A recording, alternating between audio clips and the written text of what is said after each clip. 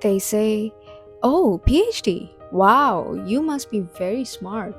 And some say, "PhD is a long commitment. How old are you again?" But never have I ever had someone say, "Okay, congratulations," or just simply, "Okay." Unpopular opinions cause unpopular stress you don't really need in your life. It makes you question your choices sometimes. Should I be doing something else? Is it really gonna be this difficult? Am I Delulu?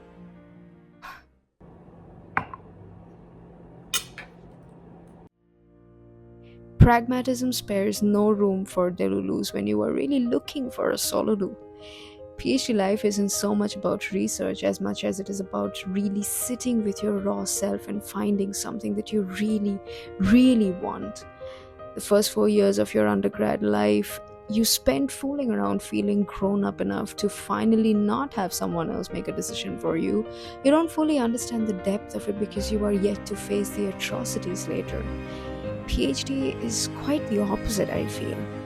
You might want someone else to make a decision for you now because you feel too grown up and it's exhausting. You take the burden of the consequences of whatever choices you make. Commitment issues? What are they? The person who didn't know how to tie a shoe properly is doing laundry every week. The person who barely knew how to articulate a sentence in a research paper is working on a dissertation for years all by themselves. It starts hitting you bit by bit, and you are standing there just thinking, what just happened? Sometimes, when you put it that way, it really sounds scary, but that is why we have perceptions. Just trying some things out.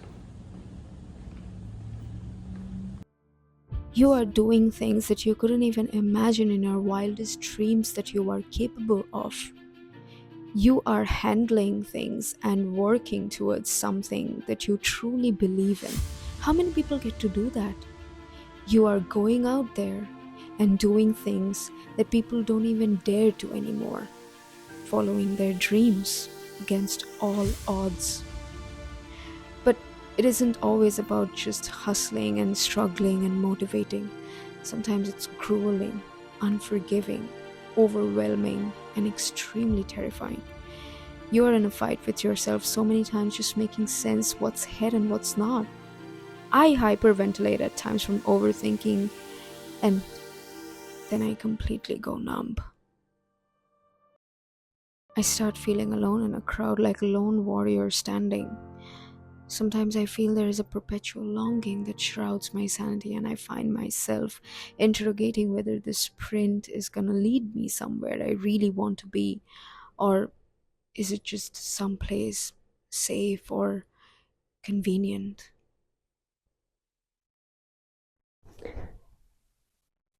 I usually don't do this. I mean, not anymore. I don't know. I feel like under the bed, it's kind of comforting. I promise that I'm stable. I'm really stable. But sometimes under the bed, you can shut off the noises. It calms me down, I guess. But I don't really need to do this anymore so much. Like, I found, you can say, like, peace even in the noise. But I just felt something, and I felt like I needed to get under the bed. So I just decided to act on it. Yeah,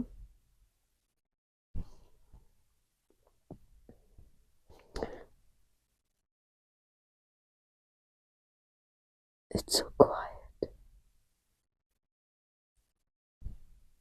You are my sunshine, my only sunshine.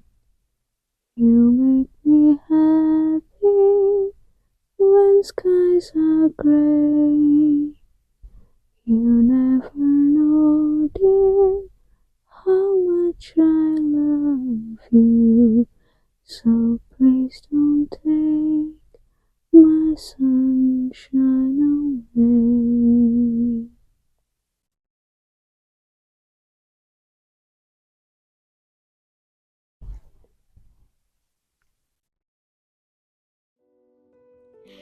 If you guys are familiar with some coding skills, then you might know what a loop is.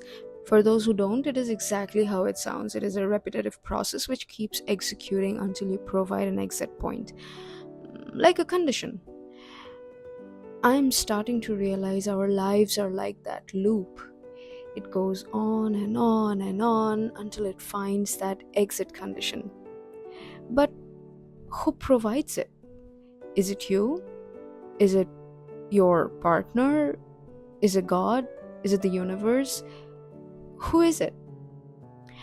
I have a theory which I know even you know, but sometimes we need someone to say it out loud. It is the one that has the control over you. Only you know who has control over you. But ideally, that person should be you. Of course, it doesn't mean that you can do things outside of the space and time continuum. It only means you have the power to control how you behave to external situations. There is physically or logically no connection between your behavior and an external stimuli. But somehow the neural circuits of our brain correlates its state to the situation around us, creating a considerable impact. Our responses change based on our situations. We draw meanings from meaningless situations. For example, something worked out for you, so you're happy, and you come back home and you spill some coffee on your bedsheet. You laugh it off, saying, "Either way, I had to wash them, so I guess this is a sign." But imagine the same coffee spills on your bedsheet on a day when nothing worked out for you and you are sad and you say, "Of course, this happened to me. I can't do anything right. I think this is my sign to give up." Giving power to things that are not in your control is directly implicative of relinquishing control over the things that perhaps are in your control. And that determines how you behave, precisely how you respond and then react. Having control is good, but knowing what to control is freeing.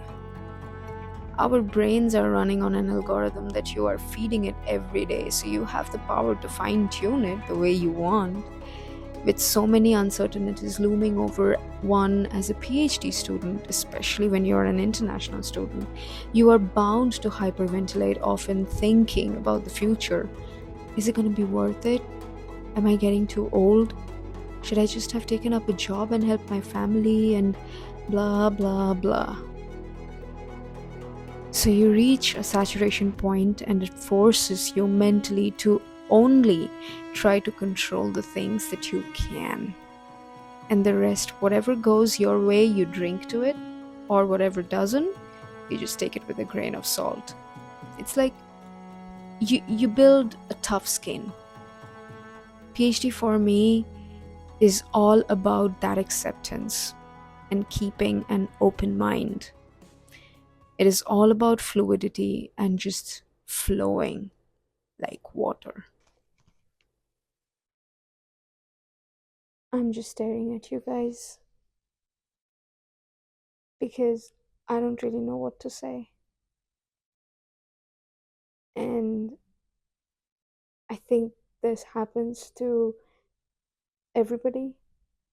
Sometimes, you know, you can almost swear that when I sat here and I was just looking outside and I thought I had a lot of thoughts and now I don't have them anymore.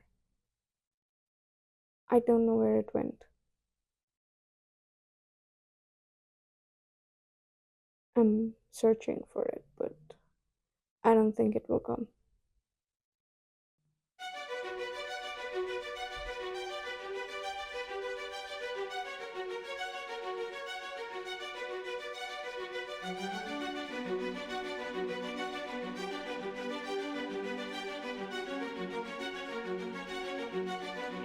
If you allow, it can teach you a very good lesson of letting go as well. Sometimes you have an idea that you really want to work on, but you might not have enough funds or resources to support that, so you have to learn to let that go. Not your idea, but that plan for now and settle for something feasible.